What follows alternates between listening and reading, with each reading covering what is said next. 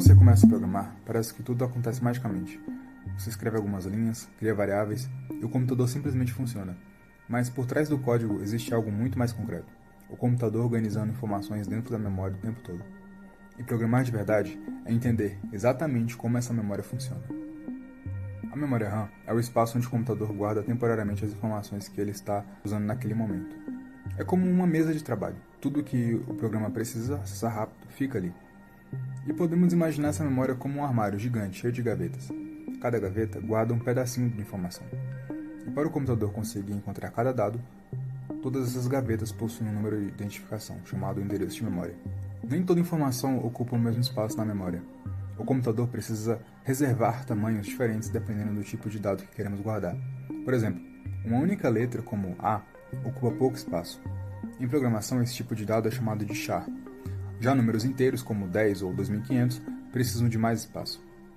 Esse tipo de dado é chamado de int. Na prática, um char normalmente ocupa apenas 1 byte de memória, enquanto um int ocupa 4 bytes. Ou seja, alguns dados cabem em uma única gaveta, enquanto outros precisam de várias gavetas seguidas. Quando você escreve int x igual a 10, o computador faz 3 coisas. Primeiro, ele reserva espaço na memória de acordo com o tipo de dado, nesse caso inteiro. Depois, coloca o valor 10 nesse espaço e, por fim, associa o nome x àquele endereço. Ou seja, a variável x não é o número 10. Ela é apenas um nome que facilita encontrar aquele valor dentro da memória. Mas, e se precisarmos guardar vários valores juntos? Aí entram os vetores. Quando criamos um vetor como int v3, o computador reserva vários espaços em sequência, lado a lado. Como todas as posições ficam organizadas continuamente na memória, acessar os dados se torna extremamente rápido. Até agora, usamos nomes como x e v para acessar informações. Mas existe outra forma. Em vez de usar o nome da variável, podemos trabalhar diretamente com o endereço dela na memória. E é exatamente isso que os ponteiros fazem. Um ponteiro é uma variável especial que guarda endereços de memória. Mas por que guardar o endereço em vez de simplesmente usar a variável? Porque em muitos casos, trabalhar diretamente com o endereço deixa o programa mais eficiente, já que o programa pode acessar e modificar grandes quantidades de dados apenas tendo seu endereço na memória.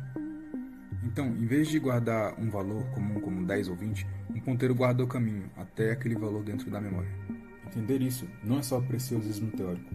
Erros de memória causam travamentos e bugs bizarros no seu código.